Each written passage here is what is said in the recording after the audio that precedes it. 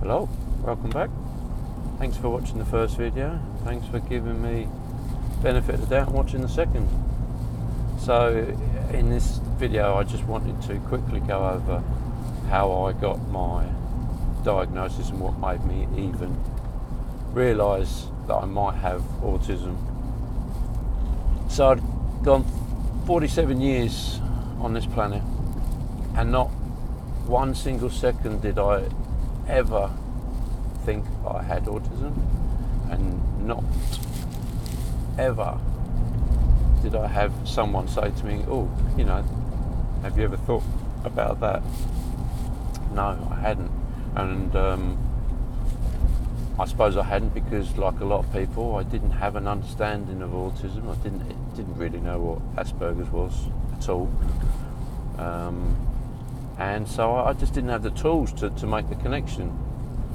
So what did make the connection for me? What did make the penny drop? The penny dropped for me when I was watching a BBC documentary with a guy called Chris Packham. Now, he's a nature presenter on UK TV, and he got diagnosed with Aspergers syndrome back in, I believe, 2011. And he was very brave, and he made this documentary and put it out there for the world to know and see that he had autism, and Aspergers syndrome in particular. And I was watching this program, and to be honest with you, you know, it was an interesting documentary, but I hadn't made any connections until he did one thing in the middle of the documentary. He was doing a piece to camera, and he's in his spare bedroom, and he had two clothes rails with clothes hanging on coat hangers.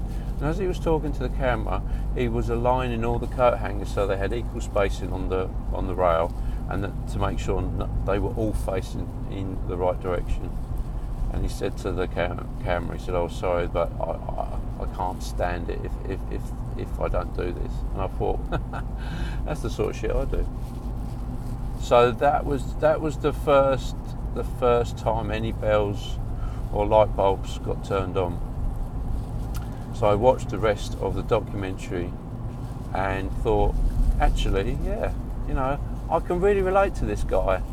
So I watched it from the beginning again with a renewed interest. And at the end of it, I went, he is so much like me in so many ways. Is it even possible? Is it even possible that I could be on the spectrum?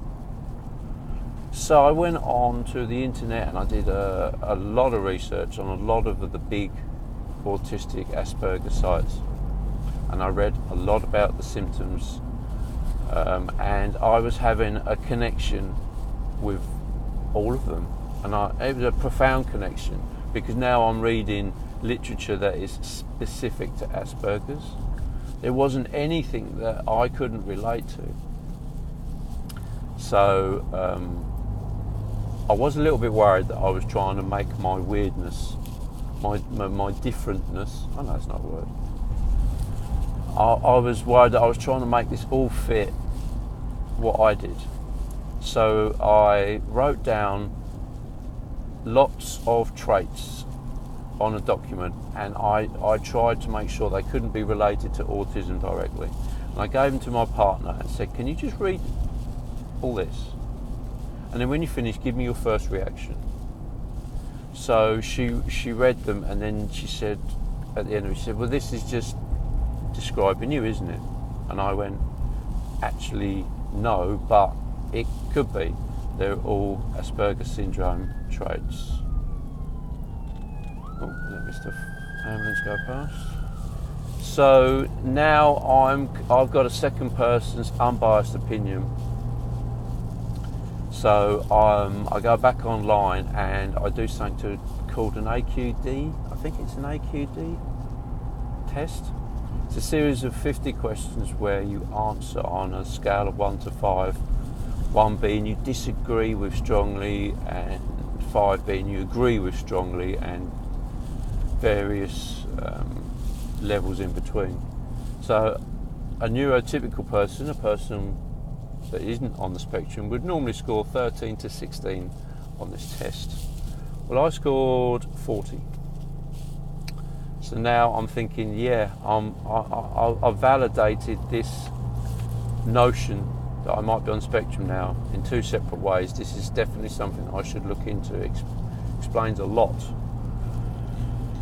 So I had to make the decision then and there, really. Was I going to try and go through the NHS because I live in the UK, or was I going to try and go down the private route? Now, if I was going to go through the NHS route, I knew from my research that I wouldn't be a priority, and nor should I be. I'm 47 years old, fully functioning, and there are a lot of people out there that need these doctors and psychologists' time a lot more than I do. But I needed to know, and even if I did go down the NHS route, it was going to be quite slow and drawn out and protracted, and that's not something I wanted to do. So the private route was always going to be the way I went. So that's the route I did go. I got the name of a local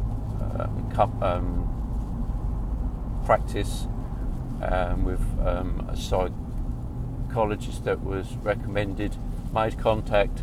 She sent out a load of literature and a load of questionnaires that I had to fill out, sent them back, and made an appointment to have my assessment. Even this has taken about 3 months from my initial contact to having my final assessment interview. So yeah, I went down there with my partner. Normally they like you to take your parents, but in my case, my mother's got early stage dementia. I didn't think my father would be actually any use. I don't think he noticed anything about me as a kid. Not in a bad way. He wasn't a bad dad. It was just like he was a 70s and 80s dad, and if he wasn't down the pub, he was watching sport on TV. Just let me get on and do my own thing. Anyway, took my partner with me, which they said was okay, and they interviewed her without me, and they interviewed her with me, and then I had a couple of one-to-one sessions with the psychologist, and I got my diagnosis on the day. They said, yep, you've definitely got ASD, you're definitely on the autism spectrum, and you've got a diagnosis of Aspergers syndrome, high functioning autism. And yeah, that was a bit of a light bulb moment, to say the least. I think that was like multiple flashes going off. That was quite an emotional thing to hear, that this thing that has shaped your whole life has a name, and that name is autism. So thank you for watching.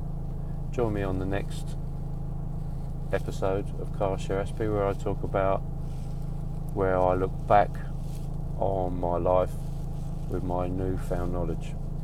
Thank you. Bye.